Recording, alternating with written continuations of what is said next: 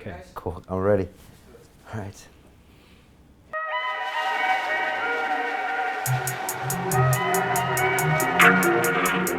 The notion of a lost civilization was not a new idea. From Plato comes the story of Atlantis, a great advanced civilization.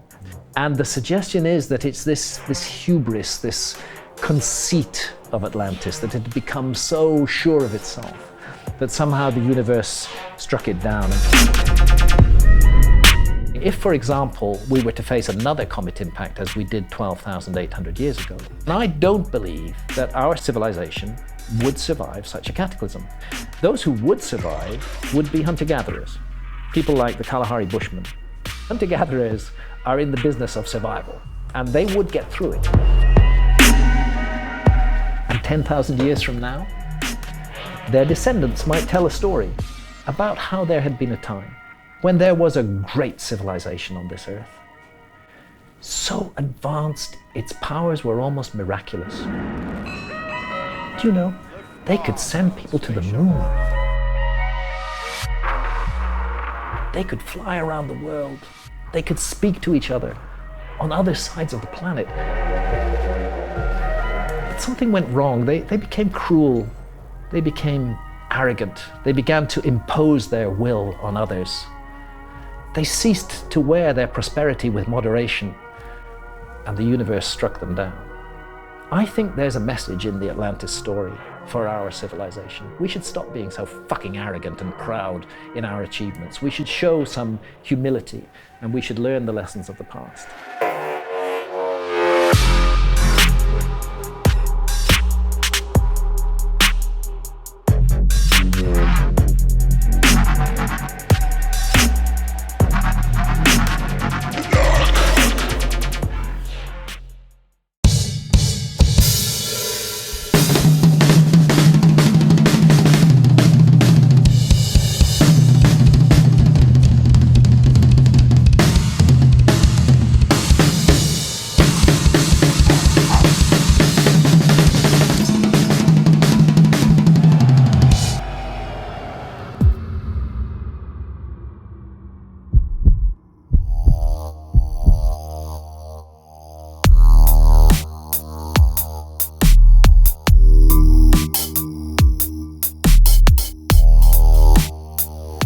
Mr. Graham Hancock is back in the building for a record third time, a three-peat. We've never done this in the history of London Real, but who better than Mr. Graham Hancock to come back and talk to us? He is an extraordinary man. I still remember preparing for days and days when Graham first came into our studios over 4 years ago. At the time, he was by far our highest caliber guest. He had been on the Joe Rogan show many times, and he was talking about things that we wanted to talk about. And I still remember the first question I asked. I said, Graham, you once said that all politicians should drink ayahuasca 10 times before running for office. And from there, he took the ball and ran with it. He talked about writing, he talked about psychedelics, he talked about his own very personal struggle with cannabis, and this time Graham did not disappoint. He was back to talk about his latest book, Magicians of the Gods, to also speak about his fiction series, War God, and to continue beating the drum about the fact that as humans, we deserve to have sovereignty over our own bodies. We need to make our own choices. And when I go and am invited down to the Royal Society in London by Professor David Nutt and Amanda Fielding, Graham Hancock's in the audience, along with Rupert Sheldrake and all of these very intelligent people supporting issues like LSD research. And it's just such a pleasure to have Graham. He is such a great icon, and I think he really is a British treasure, along with some of the other names that I mentioned here. So I know you're going to really enjoy this talk with Graham. Again, it was just fiery, and everything is just packed with knowledge, and so just so grateful to have him on the show, and I know you're going to enjoy it very much. Of course, I am coming at you from Shoreditch, one of the most beautiful places in London. Come check it out, or come see us in the studio sometime. And I am loving the videos I'm watching from all of you around the world. Thank you so much for posting videos of you getting out of your comfort zone on our academy. We've got our Create and Connect 4-week cycle that pushes people to do different things, to challenge yourself, to make a plan, to be accountable, not to mention the body and mind challenges. If I see one more video of someone taking a cold shower naked. I'm gonna fall off my chair. Not to mention, we did a Get Up Early challenge. We did an affirmation challenge, all inspired by guests on London Real. So all that good stuff is happening over the Academy. I just wanted to say thank you all for those videos. It just always uplifts my spirits. I get home at night and I get on the activity feed and I watch one of those. So it's all good here in London. We are back in the mix. We are cranking things out. And now I leave you with Mr. Graham Hancock. Pay attention.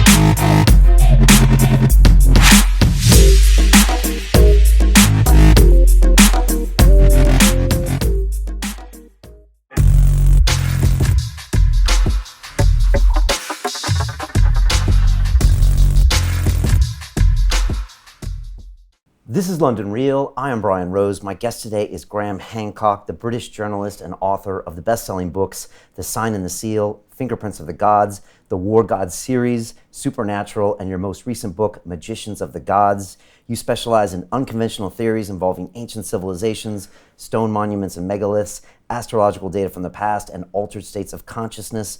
Your books have sold more than 5 million copies worldwide and have been translated into 27 languages. Graham, welcome back to London Real. Thanks. Good to be with you again. Great to have you here. You're the only time we've ever had a guest on for 3 times. And so, you know, it's just always a pleasure to have you here. Well, thanks. If I actually mark your visits, it's kind of like a history of London Real. You were here first 4 years ago. In the early days, yeah. Yeah, and then 3 years ago. And I still remember that first visit. It was so powerful. I remember I prepared like 4 days for it. Yeah. And you came on and you just spoke so honestly about everything, about consciousness.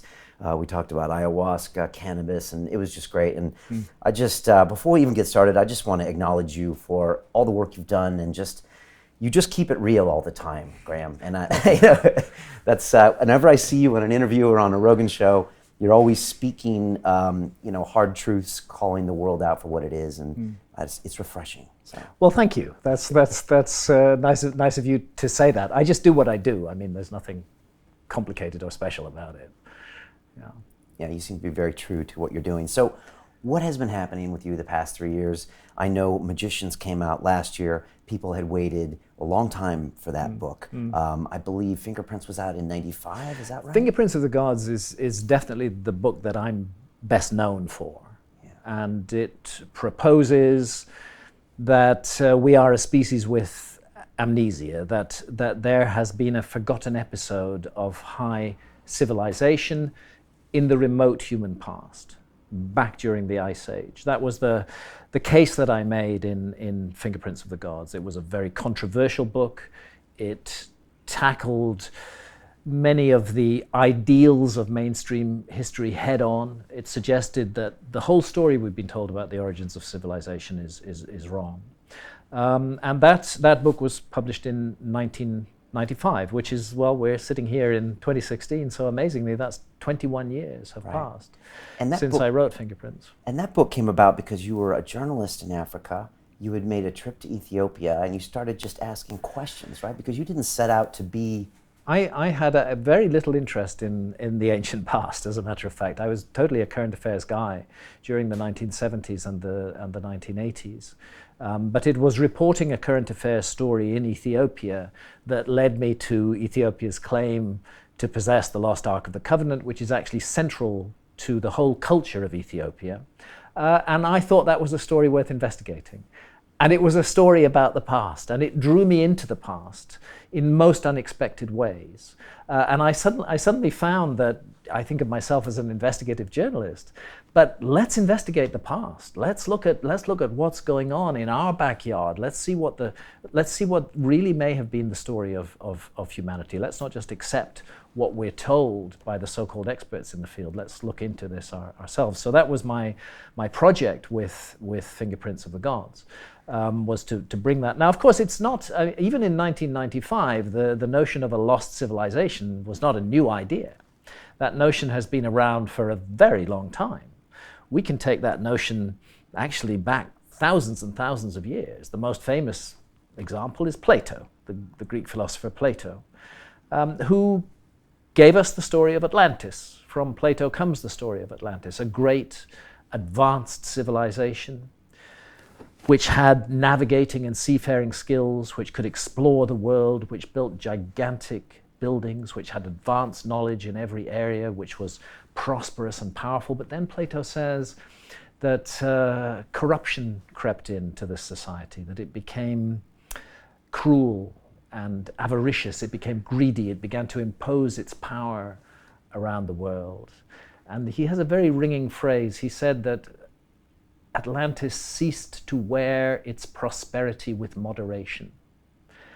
And the suggestion is that it's this hubris, this conceit of Atlantis, that it had become so sure of itself that somehow the universe struck it down, and we have the cataclysm of flood and disaster, and Atlantis is submerged beneath the waves. Now, of course, the view of historians and academics is that Plato's story is just made up. He just made it up to make some political or philosophical point. But this cannot be so. That view can't be right. I was very suspicious of that view the first time I heard it from a mainstream historian. Why are they saying that Plato made this up? Plato repeatedly states that it is a true story. And as we look into it further, we find something else, that Plato puts a date on the destruction of Atlantis. He says Atlantis was submerged beneath the waves in a huge global cataclysm 9,000 years before the time of Solon. That gives us an absolute date for this. We know Solon, we know who he was. Solon was a famous Greek lawmaker. He was an ancestor of Plato, as a matter of fact, about 200 years before Plato. And around 600 BC, Solon, the great Greek lawmaker, made a visit to Egypt. And in Egypt, the priests at a temple of Sais in the Delta told him the story of Atlantis. And they said that it was written on the walls of the temple. And he said, when did this happen? When was this great civilization destroyed? And they said 9,000 years ago. And that was in 600 BC. So that's 9,600 BC in our calendar. That's 11,600 years ago. Plato is telling us a great civilization was destroyed in a global cataclysm of flood 11,600 years ago. He's laughed at by all academics and historians. But then geology comes along, and lo and behold, what do we find? 11,600 years ago is a truly cataclysmic episode in geological history. It's called Meltwater Pulse 1b. We have a massive rise in sea level as the ice sheets on North America and Northern Europe just crumble and collapse into the ocean. If Plato made the whole thing up, he was just astonishingly on the money with the latest geology. And I think that we really have to reconsider our attitudes to these stories that have come down to us from the past. Academics have been too quick to dismiss them, too quick to say, oh, we've figured the whole story out, there's no mystery there. Maybe there's a huge mystery there. Maybe we should listen to these clues and hints from the past that speak of a great civilization. So when I published Fingerprints of the Gods in 1995, it was at the end of a long lineage going back to Plato and before, and of course famously Ignatius Donnelly in the 1900s, the early 1900s and late 1800s wrote Atlantis, the Antediluvian World, which was a huge investigation of Atlantis. So this subject has been tackled again and again and again, and again mainstream academia has said, no, it's impossible, there could be no lost civilization, we know everything about the past, and it's been dismissed. But the problem is that new evidence keeps coming out, which can't be explained by the existing historical model. New evidence that just doesn't fit the picture. And my sense is that this evidence is now becoming overwhelming, and that we're reaching a tipping point. Maybe not this year, maybe not next year. But within our lifetimes, we are going to see a completely new understanding of the past, a radical revisioning of the past, and therefore of our place in the world as well. Did you know when you published that book in '95 that you were picking a fight with academia, that you were going to soon be their nemesis for the next 20 years? I didn't know that really. I understood that there were academics with entrenched positions on this subject, but I didn't realize how violent it could become, how really powerful the reaction could be, and how concerted and organized it could be. I didn't realize that actually the past is an ideological subject in our society, and that it is a subject that is therefore tightly controlled as to what we are to know and not know about the past. By the current politicians and the current people, not just academics. You see, when you have a huge civilization, as we have to do today, with billions of people all around the world, and you're in a leadership role, you want them kind of organized and productive and doing stuff, and that you want them to feel good about that. So you want to tell them a story about why that should be good, why they should go to work every day, and basically maybe not enjoying themselves, but they go to work, earn their salary, and buy consumer goods. This is what our society is about. It's about production and consumption, and we're supposed to feel good about that. And the historical model that we have at the moment tells us that we, 21st century technological society, is the absolute apex and pinnacle of human achievement. We are it. We're the bee's knees, you know. We've made it. We're the end of that long story, and here we are, and we should just produce and consume endlessly in this sort of hedonistic binge, and that's what life is all about. And that is very nice for those in positions of power, because if people will buy into that, they stay quiet, they don't ask questions, they don't complain, they don't riot in the streets, they just do their jobs. And I would suggest that the historical model that we have at the moment is part of that system of control. It's part of saying that it's perfectly normal and right that things should be as they are. We should be very pleased with ourselves. We're not doing anything wrong, and let's just carry on doing what we do. So when you shake that up and publish a book that has a lot of research to it, a lot of thought to it, it starts upsetting lots of different people. And the academics come after you, but there's a lot of people that just don't want to hear this. Well, academics and their friends in the media. This is a very substantial issue. There's a whole network of ideas. I'm not talking about a conspiracy, actually. This isn't a conspiracy. It's just the way the world works. But the way the world changes is that people come along and suggest things which may be very uncomfortable for those who are in power. And when you're in power, you don't like to feel uncomfortable, so you do whatever you can to put that down. Now, from an academic's point of view, let's say a professor of archaeology, he has invested his whole career in a particular model of the past. He or she have invested their whole career in a particular model of the past. That model was already set when they went into the profession. Right there, the very moment they start doing their first exams at university, a filter is being applied. If they are in any way outside the accepted teaching, if they are suggesting that things are not as they are taught, then they will not pass those exams, or they will not do well, and they will not. So in a way, in order to do well academically in that field, you have to buy into the existing model. Because if you don't buy into the existing model, your paper will be marked down, and you will not get the results that could eventually lead you to becoming an academic. So by definition, academics are already people who've bought into the model, and their careers are invested in that model. And they're all decent people. They're all good people. They believe passionately that they're right, and that this is how it is. And that belief also becomes existential in a way. It's very easy for people to become deeply invested in their ideas. I think we all do this. We have a certain set of ideas. We become deeply invested in them, and when those ideas are challenged, it's not just an intellectual discussion anymore. We take it as an attack on us in person. I think that's fundamentally why academics reacted to me in the way that they did. I was arguing that the whole field of history and archaeology may have got the origins of civilization completely wrong, but at a personal gut level, that was taken by many academics as a direct attack on them and their place in the world.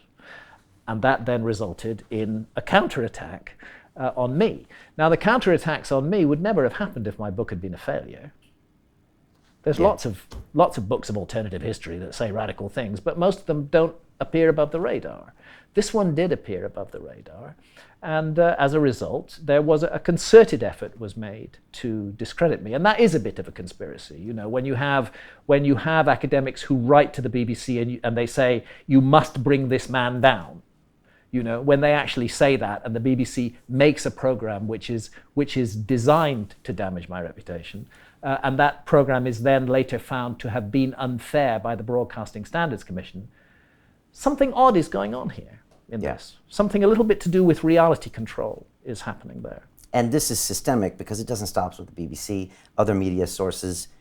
TED, you've had your ups and downs. It's very weird with TED. I just find it very, very strange because I used to like the odd TED talk when I heard it, and you know, I thought, well, okay, ideas worth spreading. I can go with that, and some interesting discussions. And I think it's fairly well known. I do a TEDx event in January 2013. I'm there. Rupert Sheldrake is there. Yeah.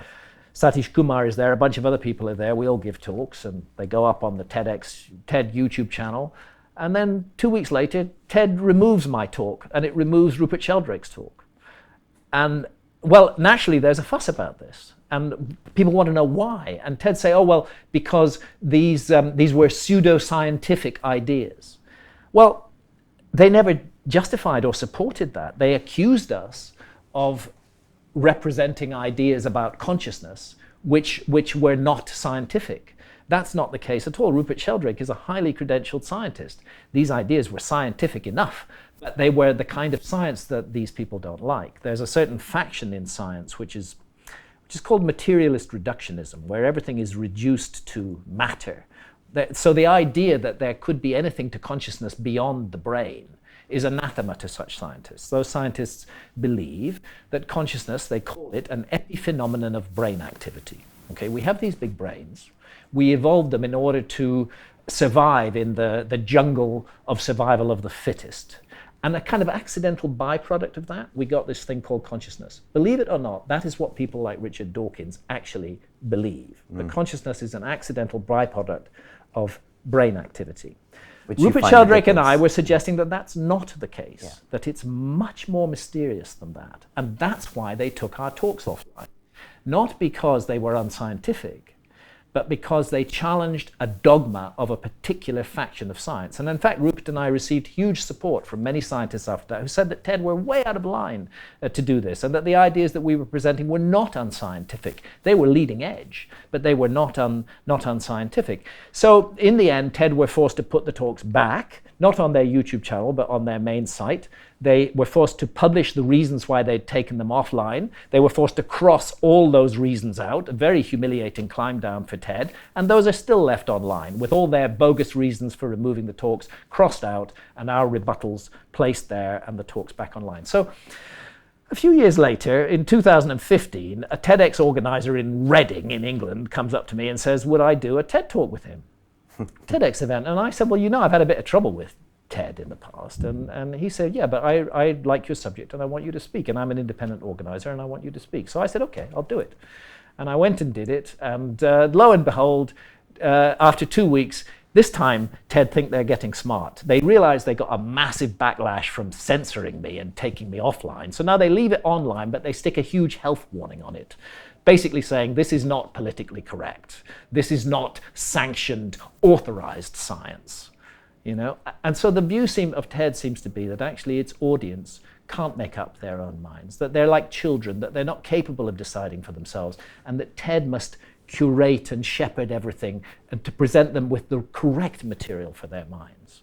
And to me, this is absolutely astonishing. It's astonishing that TED would, well, I'll not get involved with TED again. I thought I'd give them another chance. I thought they'd learned from the previous experience, but now I see that they haven't they haven't learned at all, and that there's no point whatsoever in using their platform. Yeah, I think they're very sensitive about consciousness, psychedelics. You probably are at one of the very few talks that's even up there. Oddly enough, they have covered psychedelics Really? in talks before. I don't think that's the problem. I think they're willing to talk about psychedelics, particularly in view of the fact there's such a lot of good scientific research going on in psychedelics now. Yeah. They're willing to talk about that, but the question is, how do you position that talk? If you were to suggest, as I do, that in altered states of consciousness we may access valuable and useful information, which may be of fundamental importance to humanity, that's a step too far for an organization. And then they like call that. it pseudoscience Yeah. or something, and then they kind of redact some of those accusations. Yeah. I had Lawrence Krauss in here, and he did the movie with Richard Dawkins, The Unbelievers. And Right. I think both of them have this theory that, the consciousness, there really isn't anything more to it from a scientific viewpoint. And They need to go take some DMT. what happens when you challenge people with that? Someone challenged Richard Dawkins I to did. that. I challenged Richard Dawkins when he came to speak in my hometown, which is Bath, and he spoke in the public library. So I thought I'd go along, and he was promoting a book called The Magic of Reality. So I wanted to question him about his views on reality. And my question to him, which I recorded and put on YouTube, and his answer, was that there are cultures who believe that reality is much more complicated than just matter, and that they believe that drinking a visionary substance like ayahuasca can give them access to those realms. Have you ever, as a scientist, tested your own prejudices by working with one of these substances and seeing what the effect that the experiences have on your thinking? And he was interesting. He said, yeah, under the right circumstances, with correct medical support, as long as I could be sure I was safe, I would do it. So I await the day when Richard Dawkins has his first massive DMT trip and possibly thinks again about a few things. Right, and there's a possibility, right? He's probably... I think there is a possibility, especially with, at any rate, it's not impossible. The conditions that Richard Dawkins set, which would be, when I asked him that question and he publicly answered to it, was that he wanted medical supervision. He wanted to be assured that he would be safe. Well, there's work going on with psychedelics at Imperial College in London right now, which will provide him with all of those things. So if Richard Dawkins actually wants to put his money where his mouth is, he can contact Professor Richard Nutt, and he can have, at any rate, a deep psilocybin experience in Imperial College.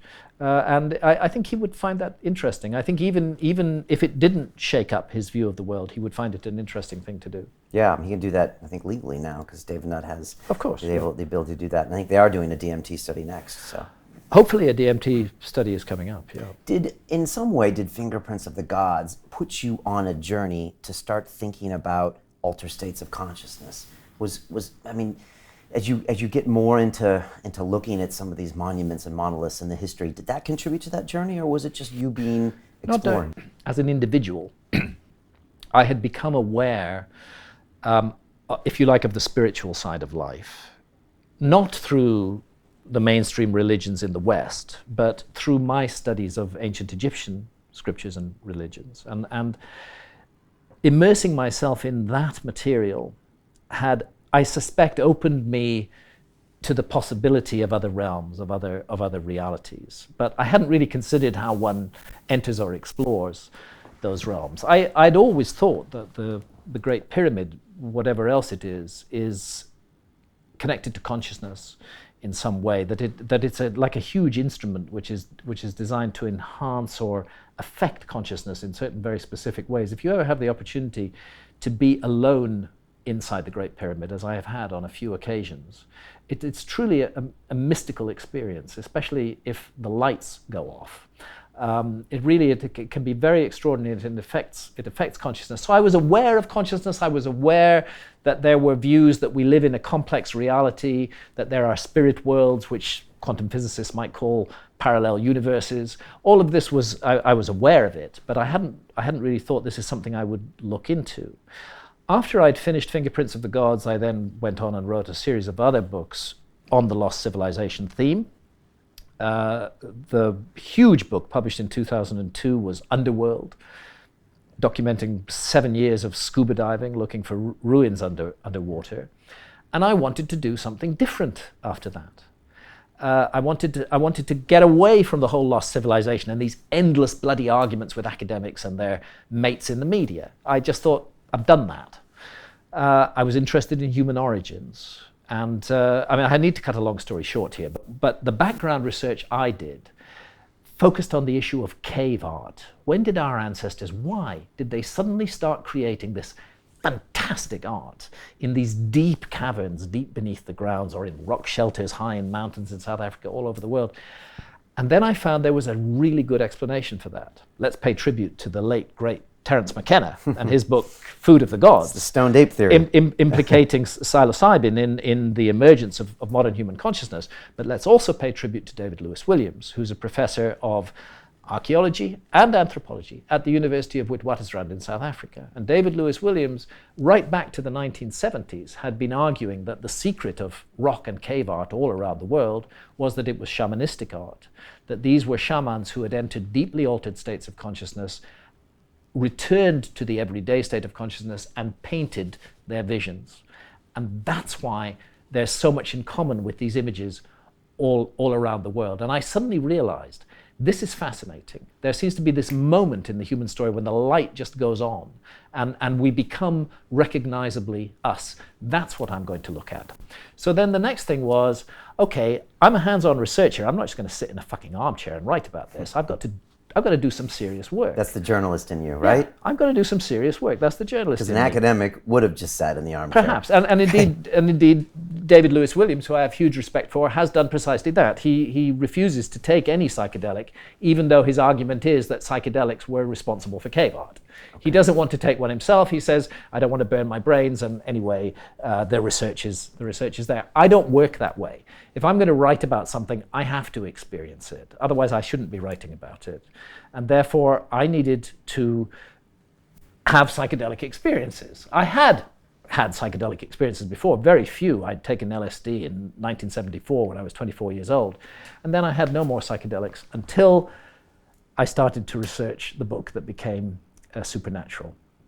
I discovered that in the Amazon jungle, there are shamans who are drinking a powerful visionary brew, and what are they doing afterwards? They're painting their visions, exactly like those cave artists.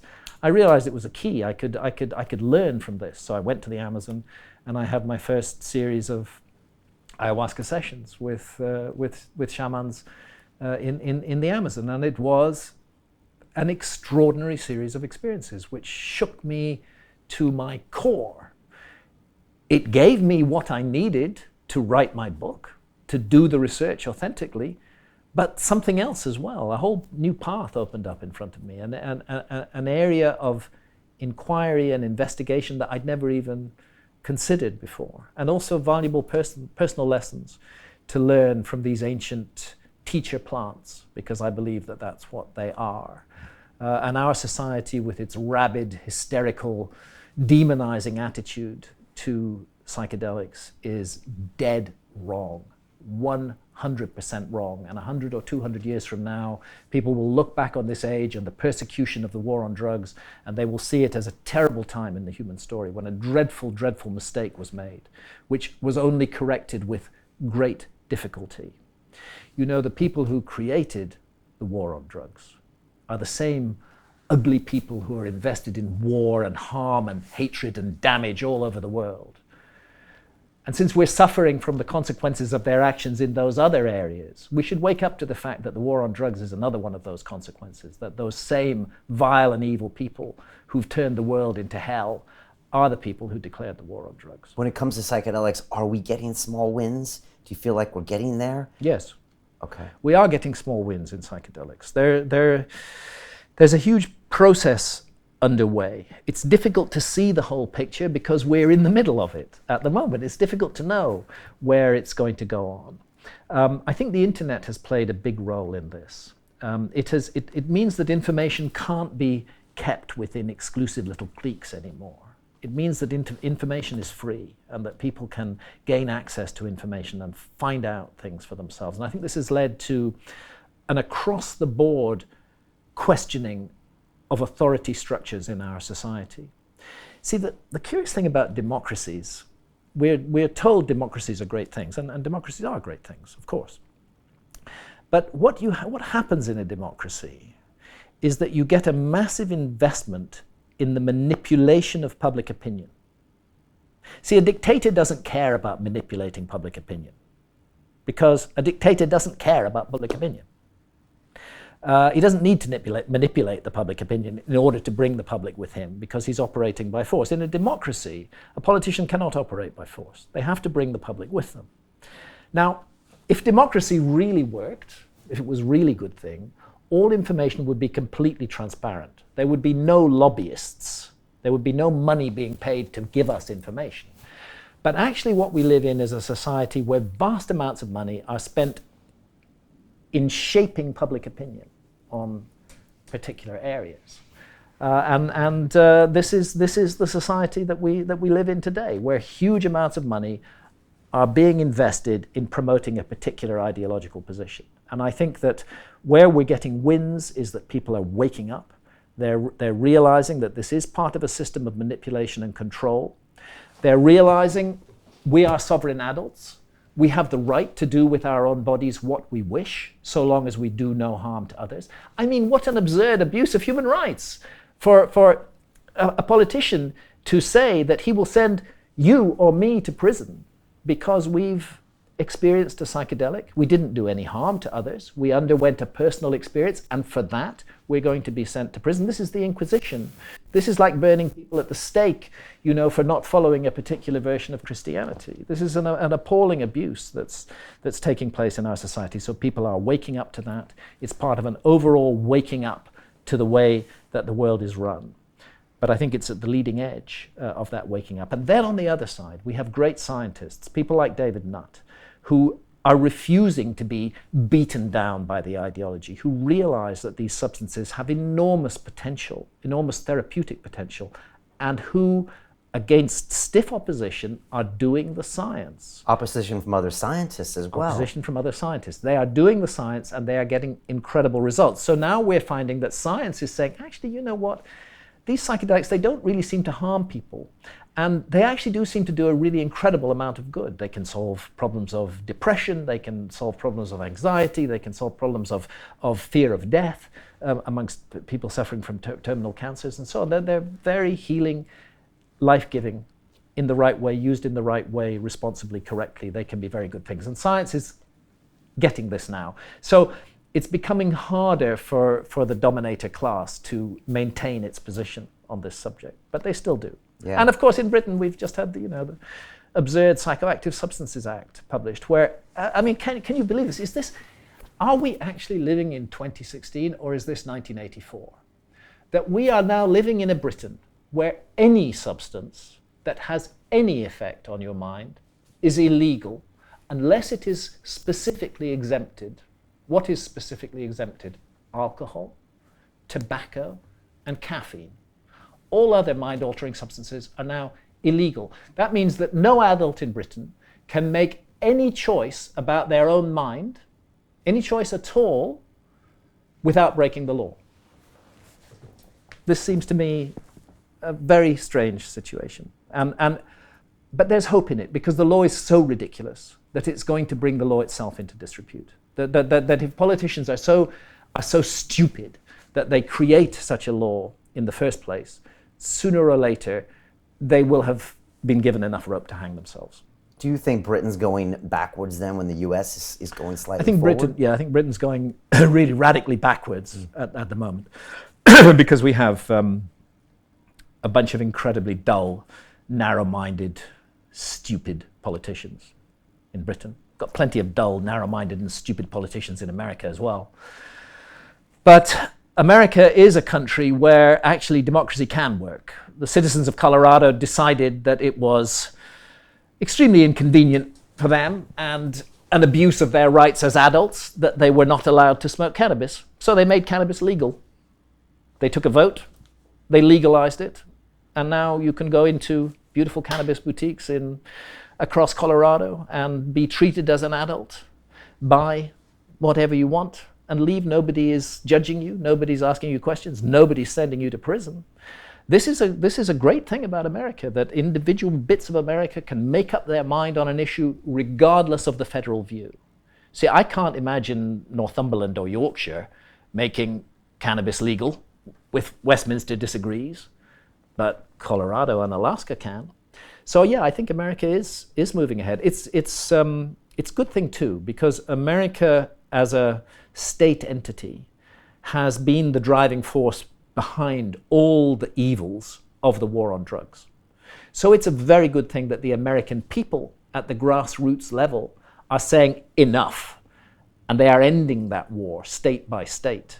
Because make no mistake, the ending of the war on cannabis is the beginning of the end of the war on drugs. Yeah. And those who are invested in the war on drugs are desperately struggling to stop the legalization of cannabis because they know that it's going to open the floodgates, and suddenly, all over the world, adults will be allowed to make decisions about their own minds, their own bodies, and their own consciousness without asking anybody's permission or breaking anybody's law, so long as they do no harm to others. It's fascinating to watch this kind of a civil war in America where the federal is saying one thing, the state is saying the other. They both don't want to fight too hard against the other, but it's changing. Yeah. And you spend time in Colorado. When you're in a state like that is open to this idea of having sovereignty over your own body, does that have a knock-on effect to the rest of the society? Does it just seem like a different place? I think it does. Yeah.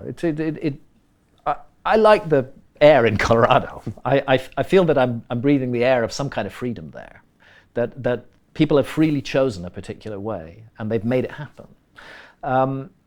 Interestingly, people from all over America are flocking to Colorado. It's a very attractive place to go and live now. I understand property prices are zooming up. There's a huge economic boom as a result of cannabis. I suspect a lot of other states are looking at that and thinking this may be the way to go. It's still today 750,000, 750,000 Americans are still arrested every year for possession of cannabis. That's 750,000 Americans every year who are getting criminal records for doing what? Having a mild experience in their own homes, doing no harm to others. Of course, this is insane. And the same society even encourages them to drink alcohol, which is a far more dangerous drug. So we need to wake up as a human species. We need to, we need to become our own leaders. This is in my view, the next step forward is, do we really need leadership? If we need leaders, then that suggests we are infants, that we're not capable of making mature and informed decisions ourselves. And I think that if humanity is going to progress, if we're going to move forward, that's the next step that we have to come to, that the role of leadership in society gets reduced.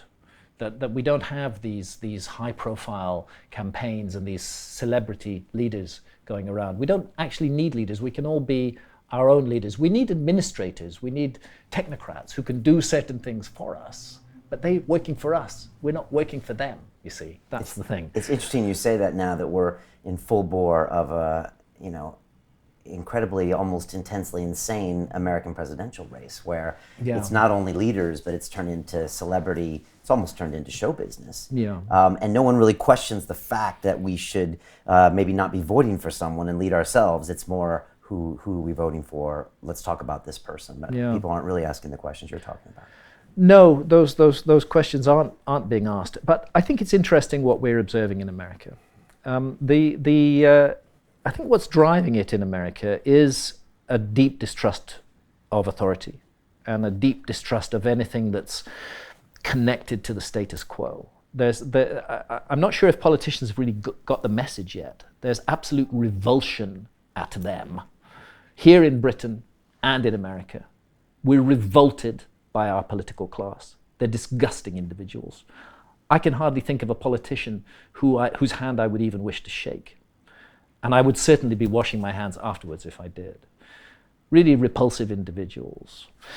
So the vote for Trump is really a vote against them. I think it's a vote against the system. Yeah. I think it's a vote against the system that has failed Americans again and again and again. And it's the same system all over the world that's failing Britons and failing the French and failing everybody else. It's a global system of control. I think people are aware of that. I think they're fed up with that, and I think they want change. So Trump is getting support because he's certainly not part of that. He looks different. He sounds different. He feels different. Bernie Sanders got a lot of support for the same reason. He looks and sounds different. They were saying very different things, but both of them were anti-establishment figures. And that's what's going on here, that the establishment itself is losing its grip. And we're seeing a kind of crazy chaos resulting from that. But we will sort it out. Human beings are capable of sorting things out. We don't need leaders to sort things out. We can sort things out ourselves. So this is progress, really. I would say so. Okay. Yeah. You mentioned cannabis before. When you were here 4 years ago, you talked about your relationship with cannabis and how another plant ally, Mother Ayahuasca, had kind of discussed things about the other plant ally, cannabis, with you. Has your relationship with cannabis changed since then? Yeah, a bit. Can you describe So that? basically what happened with me and cannabis was that I had a very long relationship with cannabis. It started late. I didn't start smoking cannabis until I was 37 years old. And by the time I was in my early 40s, it had become a very central part of my life. And that's when I discovered I could write with cannabis as well as, just enjoy nice food. So I actually wrote Fingerprints of the Gods entirely under the influence of cannabis. I was stoned, and my critics will say, "Oh, that explains everything," and they do actually. Right, they do. Okay. Yeah, that's one of the arguments. Hancock uses drugs, so we can't believe anything he says. The ultimate ad hominem argument. Yeah. Okay. All right. Okay. Yeah. So where was I? Oh yes, the relationship with cannabis. So it started in the early 40s. The problem was, cannabis, like any of our plant allies, needs to be treated with respect. If you use this stuff 16 hours a day, 7 days a week, that's not respecting it. And I was definitely getting bent out of shape in lots and lots of ways. I realize now that at that period of my life, around about 2009, 10, 11, thereabouts, I had become extremely paranoid and very suspicious of other people's motives. I lived in constant suspicion. And that's when I had a series of 5 sessions of ayahuasca in Brazil in October 2011. And those sessions focused entirely on my cannabis habit. And they showed me that I was behaving in a way that was hurtful and damaging to other people, that this suspicion, this jealousy that was connected with cannabis in some way was hurtful to others. And it was not a good thing. And I was given a very powerful kicking by ayahuasca, and when I came back from Brazil, I found I couldn't smoke cannabis anymore. You tried. I tried. Fired up the vaporizer, and then I couldn't smoke it. I fired up the vapor. I filled this big bag of, vapor, and I took one inhalation on, and I felt absolutely disgusted. And I'd never known. I didn't understand it at all. But I couldn't go on. I literally couldn't go on. Ayahuasca had made me stop completely smoking cannabis, and that carried on for 3 years, from October 2011 right through until the Joe Rogan experience. In September 2014. Right. So I'm sitting talking to Joe live, as we are now, and he says, as you just asked me, what's the thing with you and cannabis? Have you still not smoking it? And I said, yep, nearly 3 years now, haven't touched it, but I'm beginning to think maybe I could dip my toes back in the water. So Joe says, why don't you start now? And pulls out a nice fat California joint. Joe doesn't need a lot of encouragement for that. So we lit it up and smoked it on air, and I did enjoy it, actually, very much. And so what's happened since then is it that in situations like Colorado, where there's no hassle, okay, I'm not compelled, I don't feel a compulsion to use cannabis anymore in the way that I did, but I do enjoy using it, and where it's convenient and easy for me to do it, spending a lot of time in Colorado these days, I do. I particularly like cannabis in the form of oil. I don't smoke. For many years I didn't smoke, I used a vaporizer.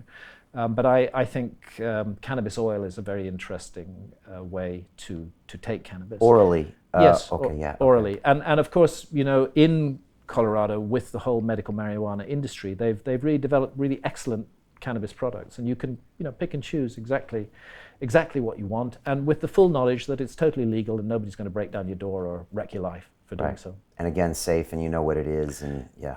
Yeah. What a concept, right? It's a really great concept. Yeah. You know? It's a very good concept. Talk to me about Joe Rogan, because I think probably the first time I invited you here, I had seen you on back in those old days of Joe, where you went to his house and the screen was split, and I remember watching you there, and you guys formed this kind of incredibly unobvious relationship of the stand-up comedian, the MMA commentator, and Graham Hancock from England. But you two are obviously very close, and you kept up a relationship over the years. What's that been like, and what's it been like to be kind of so big on YouTube?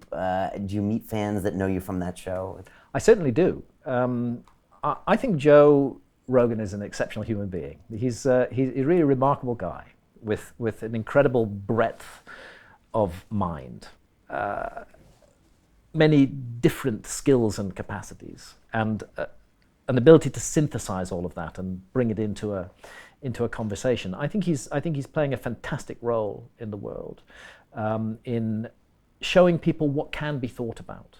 In a way, giving people permission to think about things that they never thought about before. I think he's opening minds all over the world. I'm incredibly grateful to Joe for the conversations I've had with him, because it's allowed me to express my views and my ideas to a very, very wide audience. And yes, certainly I meet people all the time who've seen me on the Joe Rogan Experience.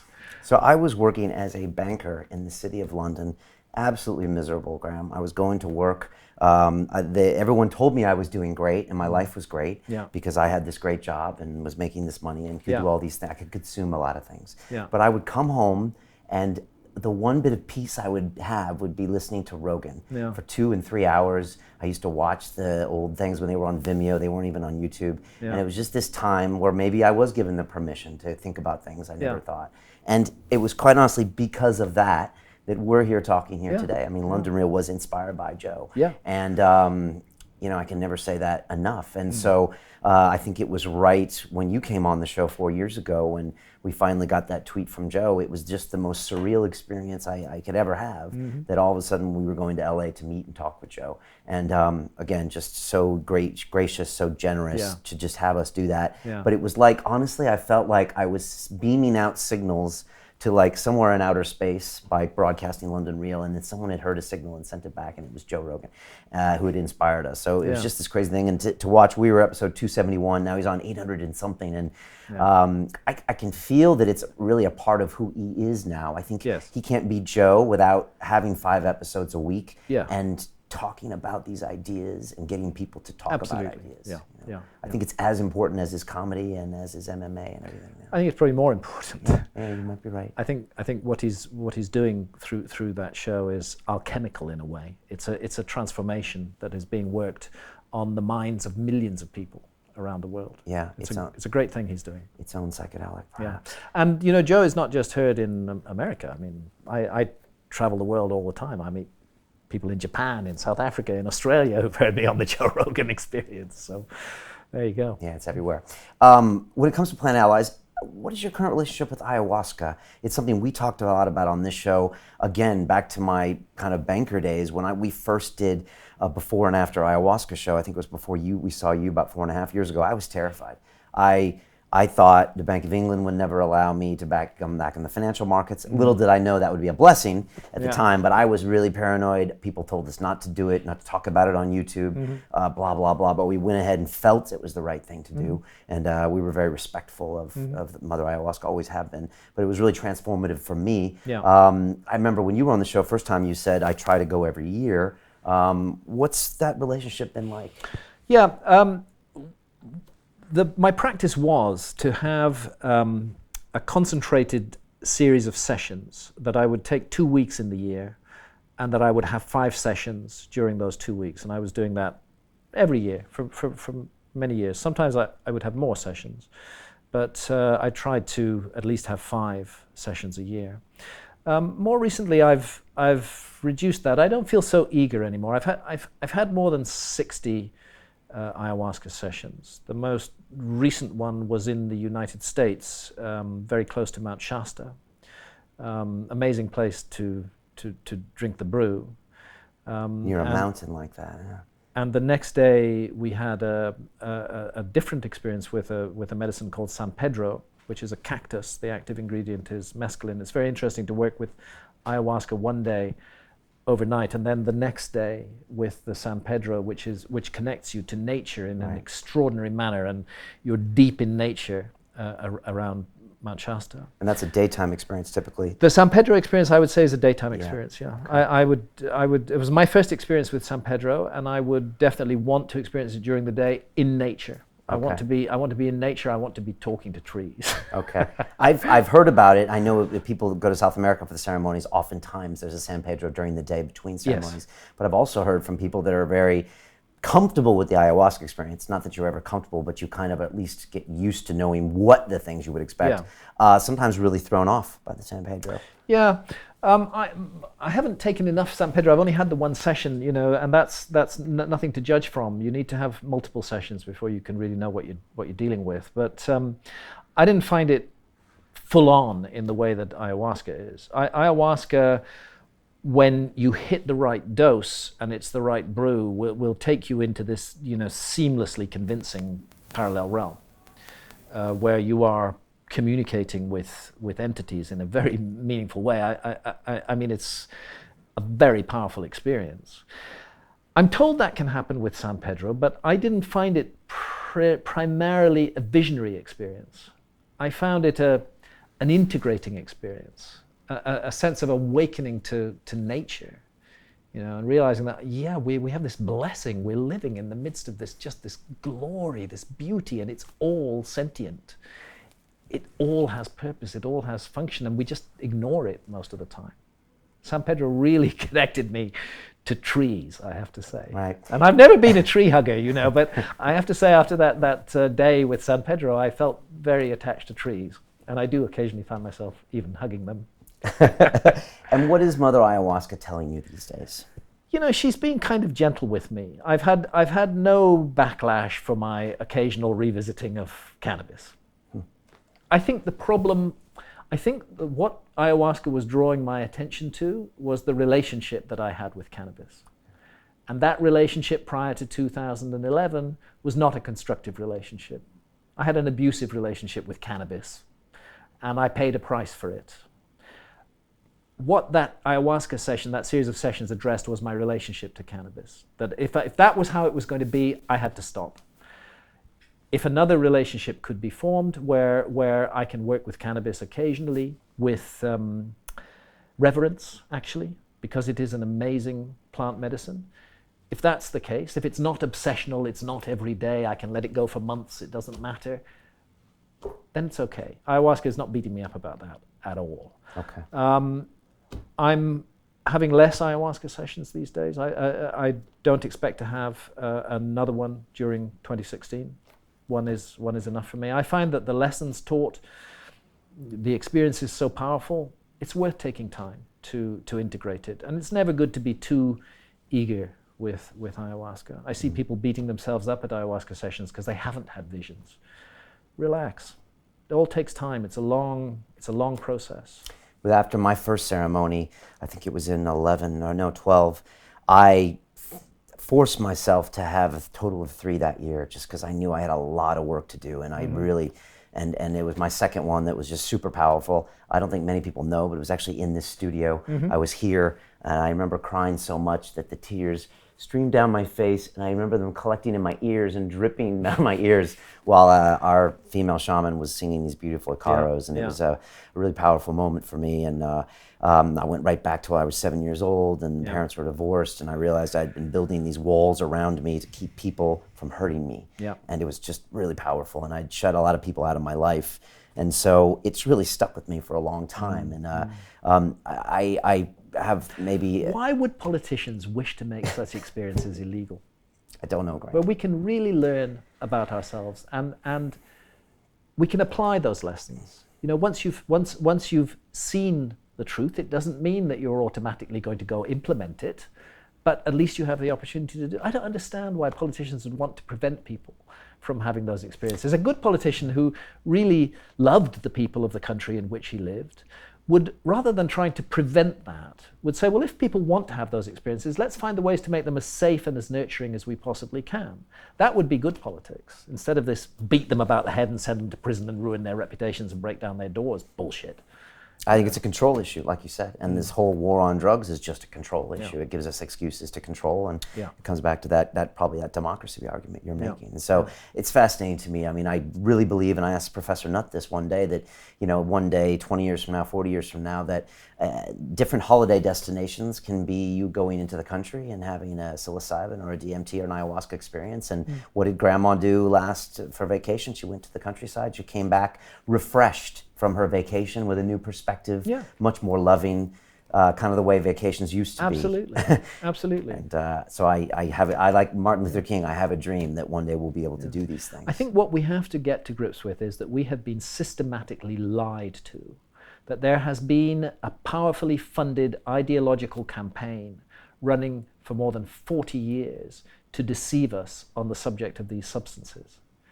And it is truly a liberating act to wake up to the truth and to understand that we've been lied to. Because then we know at least that this whole fabric was false and that we can move ahead with clear knowledge of what we're doing. And when you say sovereignty over your own body, I remember that from 4 years ago. Yeah. It's something everyone needs to think about. We have to think about this because this is what we are, our consciousness, our bodies. This is us. And the right of other people to make legislation about us, about what we do, there's a crucial distinction. If we're doing harm to others, there's a place for legislation. So long as we're not doing harm to others, I would say what the adult chooses to do with his or her own body or his or her own consciousness should be absolutely their own business. And any decent society would recognize that. Instead of spying on people and interfering and listening to their phone conversations and breaking down their doors. What a horrible atmosphere to create. We don't need to do this to ourselves. Society just needs to chill a little bit. Yes, and oftentimes we just blindly follow those laws. I had the late Howard Marks in here, obviously a big proponent of cannabis. Man, he's amazing. But he said, Brian, I have friends of mine that won't take cannabis strictly because it's against the law. That's right. So we build these prisons, and then again, the psychoactive substance, well, they must be right, so we better not touch it. These are bad. Again, no, take leadership. Let's remember the bad laws. It used to be a law that if a woman was found guilty of witchcraft, she would be burnt at the stake. Was that a good law? Should people have followed that law? No, definitely not. It used to be possible to be burnt at the stake for saying that the earth went round the sun, even though that was correct, So the fact that something is a law doesn't mean it's right. It often means it's wrong, actually. Let me ask you about War God, because with my limited experience of psychedelics, it's always made me see the good in this world. And it always made me question what I was doing and make me do better things about myself. And so I had this idea that anyone taking psychedelic substances would always make them a better person. Although I've heard definitely different opinions over that. And yet... No, that's definitely not the case. Yeah, it's not the case. And first of all, I want to ask about you writing fiction, because it's something very few people go from nonfiction to fiction and even back to nonfiction. So Supernatural. But then the War God series, that first book, really blew my mind. It, I think, gave me bad dreams for a long time. But you talk about, things that happened in Mexico and these fascinating... Psilocybin was used in a very negative way by the Aztecs, most unfortunately. I think with psychedelics, it's important to realize, first of all, that they're not a magic bullet to enlightenment. It's not like you take the psychedelic and suddenly you're enlightened. That's complete crap. Of course you're not. Enlightenment only comes with work. And secondly, not all is sweetness and light in the psychedelic garden. There's a lot of unpleasant stuff going on there, a lot of exploitation, a lot of, frankly, unsavory characters who've got into the ayahuasca business simply to make money. And I wouldn't want to drink their brew. I don't even know what they're putting in that brew. I think with psychedelics, what you bring to the party is really important. And if you bring a state of mind filled with hatred and anger to the party, it's possible that the psychedelics will take you in that direction. That's what appeared to happen with the Aztecs, who integrated psychedelics into their human sacrifice rituals in a really ghastly way. And sometimes the sacrificer would have taken psychedelics. Sometimes the victim would also be given psychedelics beforehand. Very dark and negative behavior went around psychedelics in Mexico at the time of the Aztecs. But I would say that's not the psychedelics. I'd say that's the Aztecs. That's their cruel, vicious culture that was behind that. These are powerful tools, just like electricity is powerful. Electricity can be used for really horrible things, and it can be used for really good things. So you have to make that choice for good when you work with psychedelics. I think it's very important to be clear on that. You must make that choice for good. All your intentions must be good. If you go into it with negative intentions, there may be negative consequences from it. Okay. So it's very important to have the intention right. Are we going to expect some more fictional works from you? So I'm writing War God 3 at the moment, the third volume of the War God series. I am deeply immersed in it. I write very intensely. My way with writing, whether it's fiction or non-fiction, is I typically do 16-hour days. I'm at my desk usually at 7 or 7:30 in the morning. And I often don't finish until 1 or 2 in the next day. And then I just sleep, and then I work again another 16 hours. And I do that every day. But it's a great way to write a book because you are immersed in the moment. You're completely surrounded by your subject. You're totally involved in your subject. You're giving everything, heart and soul, to the subject for that period of time. And I think spreading it out over a longer period dilutes that a little bit. So I much prefer to write in these very intense ways, which I'm doing at the moment. I do love writing fiction. It's tremendous fun. I get involved in the story and the characters. And I find this particular book is about the Spanish conquest of Mexico, the War God series. And it's been interesting because I write non-fiction as well, to say to myself, if I were approaching this as a non-fiction subject, would I be learning as much from it as I'm actually learning approaching it as a novelist? And I realized that no, I wouldn't, because as a novelist, I am required to get inside the heads of the principal characters. You know, I can't just report that Moctezuma did this or that. I need to hear his thoughts. And in doing that, you suddenly find explanations for odd events that took place in history become clear. You get it. That was the personality of the guy that led to that. So I really enjoy it. I feel a bit like a kid playing a computer game when I'm writing novels. I'm just totally in it and loving it and totally involved. Writing non-fiction is also a passion, but it's a slight step back. There's not that sort of deep, carried away immersion in a narrative. It's more an argument. It's a matter of marshalling the facts, marshalling the evidence, making a coherent case that people can understand, understanding that I am putting forward radical ideas and that those need to be supported. It's useless to just present a radical thought without backing it up. Yeah. So, you know, they're two very different kinds of projects. I hope eventually my readers will come with me on the novels, but I write the novels for myself. I remember you said you took a break from nonfiction because you had to be so absolutely precise with everything you said and back it up that you just wanted to take a break. Yeah, that was Underworld, published in 2002, 2,000 footnotes. I mean, come on, you know. My state of mind at that point is I'm bulletproofing every argument. I've been attacked so many times by the academics and their friends in the media that you know, I want to make my arguments absolutely bulletproof. And that makes the argument bulletproof, but also boring. And it makes it boring to write as well. So in the new book, in Magicians of the Gods, which is my new non-fiction, which is the sequel to Fingerprints of the Gods, I've again tried to embrace that sort of daring approach that you find in Fingerprints of the Gods, but at the same time to couple it with very solid support for what I'm saying. The subject has moved on a great deal in the last 20 years. I really had thought after Underworld that I was done with the lost civilization. But then we have extraordinary discoveries from the late 1990s on into the 2000s, particularly Göbekli Tepe in Turkey, particularly the evidence of a giant cataclysm that unfolded between 12,800 and 11,600 years ago. And with this new scientific evidence coming in, I realized that I had to go back to the story and write another book, which brought all of the new information together. So I see the two books, Fingerprints of the Gods in 1995 and Magicians of the Gods in 2016, as they work together. That the whole story is told there, and I think I'm done now.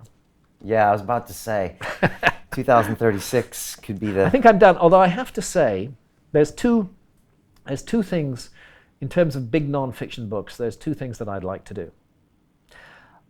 I hugely value and honor my wife, Santha, who is a brilliant photographer, and who was a photographer long before I met her. Did she do your underwater photography? All the underwater photography, 3 Nikonos cameras, down there at 120 feet underwater, everything. Crazy. And Santha has an archive of the most amazing images of the world's most mysterious archaeological sites that she has compiled over the last quarter of a century. And I want to put together with Santha a big photographic book showing these beautiful, beautiful sites and the mystery and the magic of them. And then secondly, I think there's a huge, mysterious non-fiction book to be done about America. I think, we've all talked about Mexico, we've talked about the Andes, South America, we've talked about Egypt, we've talked about Turkey, but actually North America is a really fascinating subject. Now that I know what happened in North America between 12,800 and 11,600 years ago, I'm beginning to feel that it may be the place where the final clues come from, where we really put the picture together of what happened to our ancestors at the end of the last ice age. I think there's a huge story to tell in America, and I'm intending, if the universe allows. And you spend a lot of time traveling through America. I'm traveling more and more in America, and I really feel that it's important for me to learn about the past of North America, which of course has been a past that has been ideologically massaged. As we know, the winners write history, not the losers. But the story of the Native American peoples and how they came to the Americas and when they came to Americas, this is an area of just burgeoning science at the moment. There are huge new discoveries being made. I mean, for decades it was held that there were no human beings in America before 13,000 years ago. This is called the so-called Clovis model. That there was just no population in America before that, and that the first Americans came across the Bering Strait about 12,000 years ago, and the story goes from there. It's obvious now that's complete rubbish, that America was settled 50, 60, 70,000 years ago. We have ancient human populations in America. Recent DNA, really weird thing, and I've reported this in Magicians of the Gods, in the paperback. There's a human ancestor, or it's more complicated than that. Ancestry. We know about Neanderthals, right? And we know that we're anatomically modern humans. And we know we didn't descend from Neanderthals, but there's some relationship and they interbred with us. Now we know that there were other human species like Neanderthals, or people called the Denisovans, another species that are being called the red deer species. These were all intelligent human beings, but not quite us. Now the Denisovan DNA, the samples have been taken from the middle of Siberia, southern Siberia in Russia, okay, with Mongolia and just on the other side.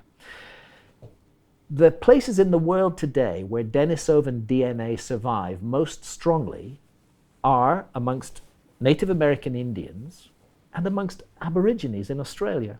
Now that's really weird, because Native American Indians are up there in the North America, and Aborigines in Australia are down there, for thousands and thousands and thousands of miles apart. And yet they share this chunk of DNA from a mysterious human ancestor. So it's like something big is missing from the picture. There's something in the middle. We're seeing the edges, but we're not seeing the middle of the picture yet. And I think we're just poised on the edge of a series of huge breakthroughs in our understanding of the past. I hope that the academics will allow those breakthroughs to occur, that they will not be so invested in their own careers that they will block the progress of science for another 100 years. It does happen in science. I hope it doesn't happen in archaeology. What's been the reaction of Magicians? What was your biggest surprise about Magicians? In a sense, there'd be no big surprise about Magicians. Magicians is a continuation and fulfillment of all the work I've done over the last quarter of a century. The reason I felt I had to do it, I mentioned Göbekli Tepe. We talked at the beginning of this discussion about Plato's Atlantis story. and how he said that Atlantis went down 11,600 years ago. 9,000 years before the time of Solon. That's 11,600 years ago in our time. That's the date of the foundation of Göbekli Tepe. It's very set, very clear, absolutely founded 11,600 years ago, exactly the date that Plato gives for the ending of Atlantis. And Göbekli Tepe doesn't fit. It just comes out of nowhere. Out of nowhere. We understand a site like Stonehenge. Makes perfect sense. It's about 4,500 years old, Stonehenge. We know that it was centered in an agricultural community which generated surpluses. Those surpluses allowed labor to be freed. You could fund people to become astronomers or architects or engineers. They didn't need to be producing all the time. So we can understand the social and economic context in which a huge megalithic site like Stonehenge emerged. Go to Göbekli Tepe, you're 7,000 years earlier. The entire area prior to the appearance of Göbekli Tepe is inhabited only by hunter-gatherers. There's no agriculture whatsoever. They haven't built anything ever.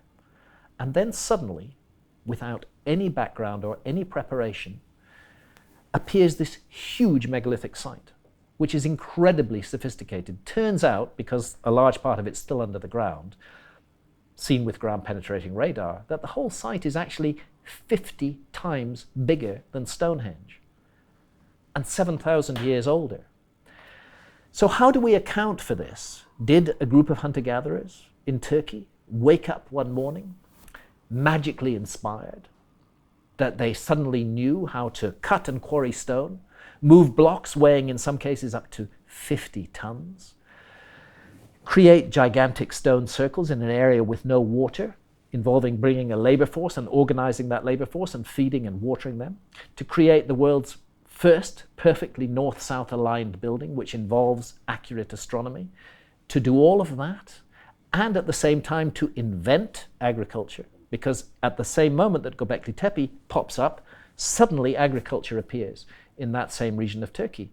It's obvious to me that that wasn't a group of hunter-gatherers who woke up one morning suddenly equipped with the skills. What we're looking at is a transfer of technology.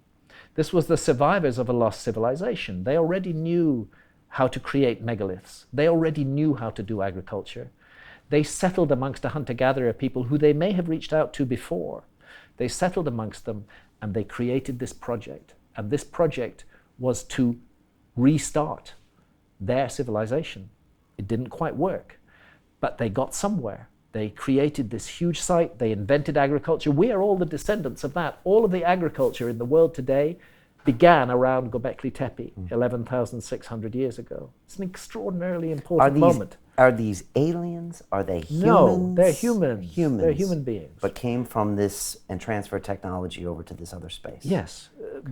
First of all, it's important to understand that the Earth changes that took place between 12,800 and 11,600 years ago were utterly cataclysmic, beyond all imagining. The science is now in, it's very clear. We had an interaction with the fragments of a very large comet, a giant comet, which originally may have been as much as 100 miles in diameter. It was drawn into the inner solar system about 20,000 years ago. These things come from very far away. They come from a place called the Oort cloud, which is almost light year away. It's so far away. It's so far away. A huge sphere of trillions of comets in the very outer solar system. But disturbances, gravitational disturbances, can send comets out of those safe orbits, winging in towards the inner solar system. It happens from time to time. And the evidence now is that we got one of those, a big one, about 100 miles in diameter, about 20,000 years ago. It entered an orbit that crosses the orbit of the Earth. And for the next 8,000 years, nothing bad happened. They missed each other. But 12,800 years ago, at least 8 fragments of that comet, and we know comets break into fragments. Many of your audience are young, but those who were around in 1994 will remember comet Shoemaker-Levy 9, which hit Jupiter with spectacular effect. It broke up into 20 fragments. Each one of those fragments hitting Jupiter was equivalent to more than the entire nuclear arsenal of the Earth going off at once. Something similar happened to the Earth 12,800 years ago. At least 8 pieces of this large comet, some of them up to a mile in diameter, hit the Earth. The primary impacts were on the North American ice cap. There were impacts on the Northern European ice cap, and the furthest east that we've documented impacts is actually Syria. 50 million square kilometers of the Earth's surface was devastated by this comet impact. Sea levels rose rapidly, and the Earth's climate plunged into a dreadful deep freeze that lasted 1,200 years. This event was of a scale, of a magnitude that is quite capable of having wiped out almost all traces of a former civilization. And that's why I think again about what Plato had to say, and I think also about our civilization, because we feel that we've got it all sorted out. We are very proud of our technology, and it is a stunning technology. There's no doubt about it. We're very proud of it. But we have not created a strong society. Those technologies work through interactions, through networks, through connections. Nobody has all the pieces of the puzzle. Everybody has a little bit of the puzzle, and we cooperate together and we pool our skills, and we've created this world. But if you were to have a massive cataclysmic event occurring, if, for example, we were to face another comet impact as we did 12,800 years ago, then all the fragile networks that tie our society together would fall apart. And I don't believe that our civilization would survive such a cataclysm. Human beings would definitely survive, but our civilization would not survive because, contrary to its surface appearances, it's actually very fragile and very easily broken. Those who would survive the cataclysm would be hunter-gatherers, people like the Kalahari Bushmen or the hunter-gatherers of the Amazon basin. They would hardly notice it, as a matter of fact. Hunter-gatherers are in the business of survival in very difficult circumstances, and they would get through it. We would not. Very few people in modern Western technological society know how to survive at all. We have no survival skills whatsoever. Food supply into our cities is on a just-in-time basis, 2-3 days maximum food supply in a city, then you have people starving. How rapidly and radically this civilization would fall apart faced by a gigantic cataclysm, it's almost impossible to describe. The people who would carry the human story forward would be the hunter-gatherers. And 10,000 years from now, their descendants might tell a story about how there had been a time when there was a great civilization on this earth. So advanced, its powers were almost miraculous. Do you know? They could send people to the moon. They could fly around the world. They could speak to each other on other sides of the planet. But something went wrong. They became cruel. They became arrogant. They began to impose their will on others. They ceased to wear their prosperity with moderation, and the universe struck them down.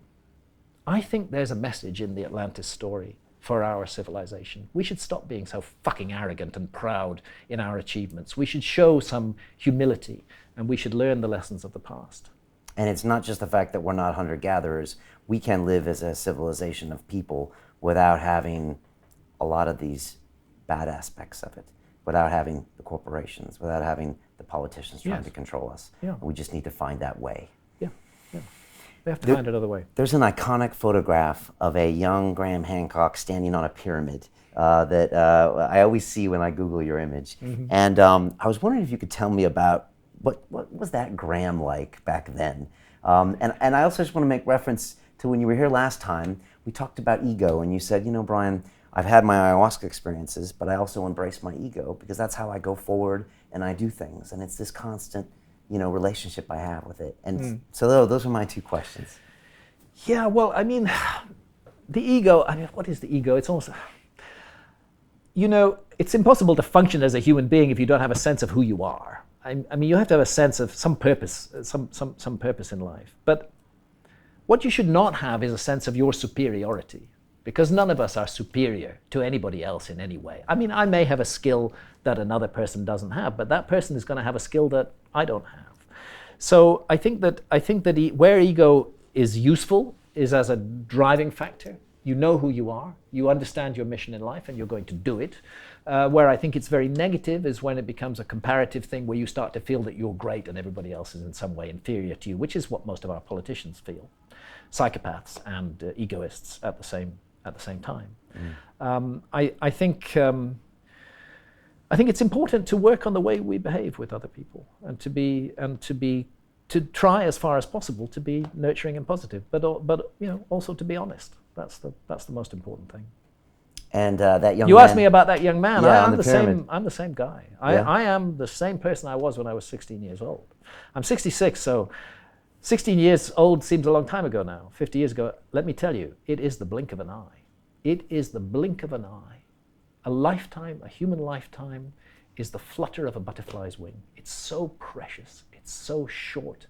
We should embrace and love and celebrate and enjoy every minute of this precious gift that we've been given. Are there things at 66 you realize where you're like, okay, now I have a newer perspective on things? Are there things you've changed your mind about? What I've tried to do, I realize my certain faults and weaknesses. I have a fault with anger. I get angry sometimes, very quickly. And sometimes Always have. Okay. And I sometimes express that. And usually when I express it, I regret it. I'm trying to work on being a calmer person, but it doesn't always work, you know. It doesn't always work. But it's worth, I think, all of us trying to think of the impact we have on others, and as far as possible to try to be a positive person in fellow human beings' life rather than a negative person. And to be a positive person, we can't be all ego. We have to consider the ego of the other person too. We have to help that person and be positive to them. Next 5 years, you have a work rate that's almost, it's almost maniacal sometimes. I think this is the 17th book is going to be the War God Trilogy. I kind of lost count, actually. Okay. I mean, you produce a lot, 16-hour days of writing. You're traveling all over the U.S. Is that going to slow down? Can you live without it being so fast? These success secrets are only available on the London Real Academy. Become a member and get access to live shows, exclusive courses, my webinars, bonus content, meetups, live events, an amazing community, and much, much more. Now back to the rest of the show.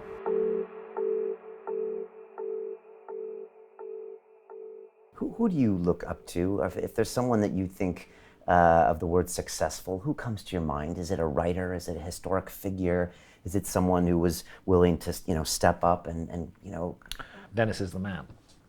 Very much so. Last words of advice to the people watching us. There's going to be 20-year-olds out there, and even 40 and 60-year-olds. They've probably got open minds because they're here talking to us. But like you said, the life goes by in the butterfly's wings. What are some things that they just need to pay attention to? Be your own leader. Don't accept the leadership of others. Unless you've really looked into it and feel it has some value. Don't just accept leadership from others. I think that's actually the single most important thing that any of us can do, is to say that we don't actually need to lean on a guru or a teacher or some political figure for our security. We can be our own leaders. We can make our own path in life and question everything. Don't believe anything that you're told. Don't take anything for granted. Look deeply into all matters. And more important than anything else, live in the world with love. Powerful message. Graham, thank you so much for coming. Thank you for coming here 4 years ago. Very powerful always having you here. We learned so much from you. Thank you. It's been fun to sit down again. Yeah, it's been great. I'll look forward to the next time. Yeah, let's do it again next. Take care of yourself, and we'll see you next time on London Real. Thank you. Thanks, Graham. Cheers.